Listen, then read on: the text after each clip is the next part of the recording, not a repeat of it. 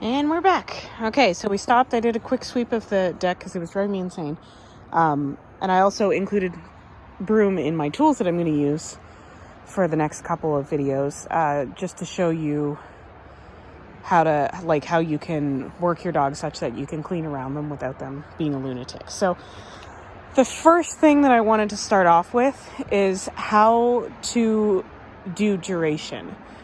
One of the biggest mistakes I see with people, good boy, yes, break, that people do is they don't hold their dogs accountable when they know an obedience command. So for example, if your dog knows sit, you ask them to sit and they stand up as soon as you say good dog. Well, your dog should still be sitting until you say the release word. So in that case, so I'm just grabbing a handful of kibble here. Good. Good job. Yes. Break. So that's sort of what I'm talking about. And I will show that in a couple different things. So in his case, he's running through stuff because he's like, what do you want? What do you want? I'll do whatever. Okay, sit. Good.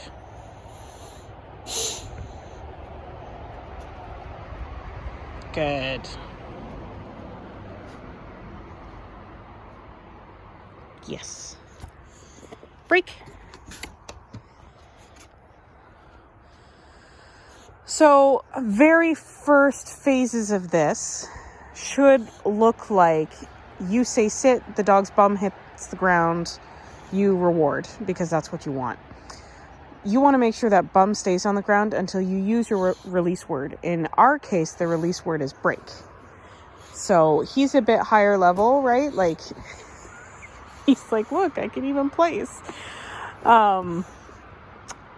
Using a place in this can actually be very helpful for them to distinguish like different surfaces and stuff like that. But for what we're doing, it's not what I'm looking for. So come here, sit. Good. So to us, just the act of sitting is no longer impressive because he knows how to use it, or he knows what that word means. So I'm not going to reward him for sitting. Instead, he gets our duration marker, which is good. Even there you see, good. He got distracted, but he didn't move, and he looked back to me. That's what I'm looking for in a duration sit, right? So, and then I can step back. I can move around him. He's very inconveniently placed. Good. Break. Nice. Good job. Sit. I mean, slow, but good. Is that Evan at the door? Yeah, it is. Of course it is. So Evan provides a decent enough distraction. Good. Yes. Break. Good.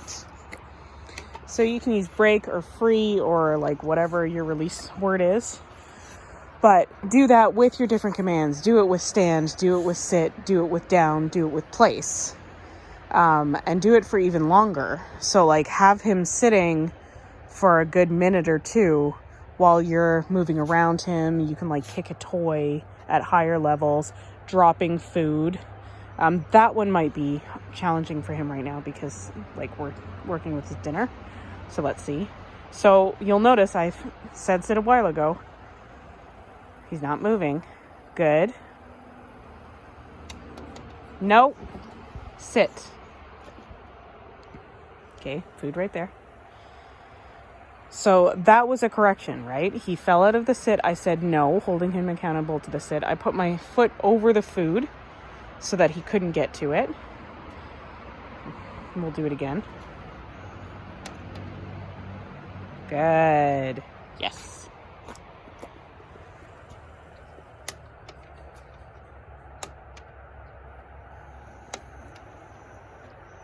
Yes.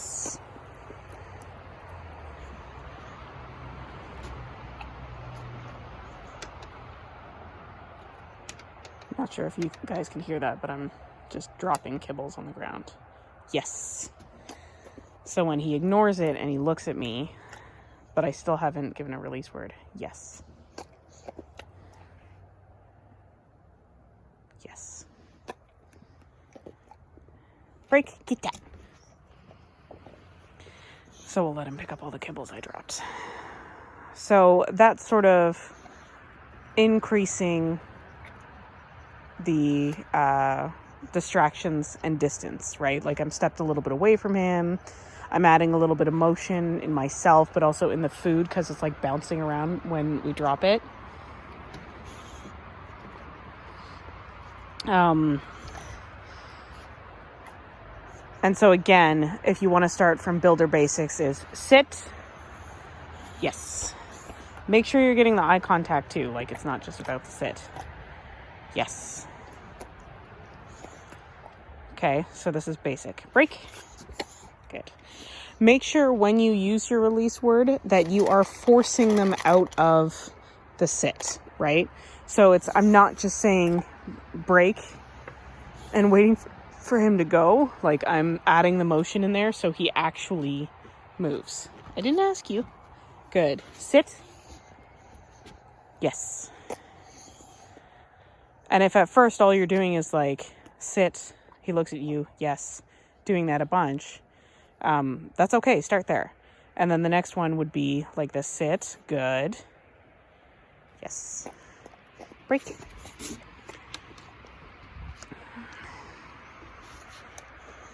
Rude. Well, eat your kibby.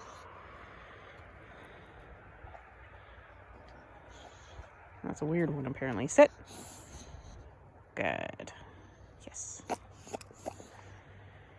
And then before you're adding in any distractions or anything like that, add in a couple steps, right? So step back, circle around.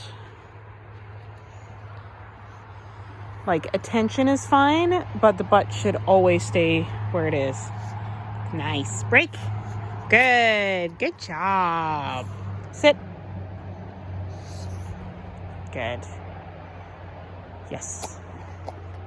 Break. Nice. Go. You can also add a handful of food just randomly if you want. It depends on how much you're feeding your dog. Like if there's a fair amount of kibbles in there, obviously you don't want to work for one kibble at a time. So you can mix it up by adding a handful. You can do it as a jackpot when they finally hit something that you've been waiting for them to do. Then you can jackpot their food. So they get a handful, they get several all at the same time to really emphasize that that was really, really good. Sit. Good. And then gradually wean them off. Like I said, now sit is no longer impressive. It has to be sit with things. I have to be able to walk away. Good. Oh, almost. So you'll see there too, when I said good, he tensed up and he went to stand. And then he knew he shouldn't, so he corrected himself. But if he did stand, what I would do is I would just say nope, and I would walk back towards him. I would put him approximately in the same spot, make him sit, and start again. Good. Yes. Break. Good. So that's sit and duration. And again, do the same thing. Down. Good. Yes. And what's nice about having a release marker is that the stay is implicit. So I've never had to teach him stay because he just stays in whatever command until I say the release marker. Okay? And this will segue into place, which is next. So stay tuned. Break.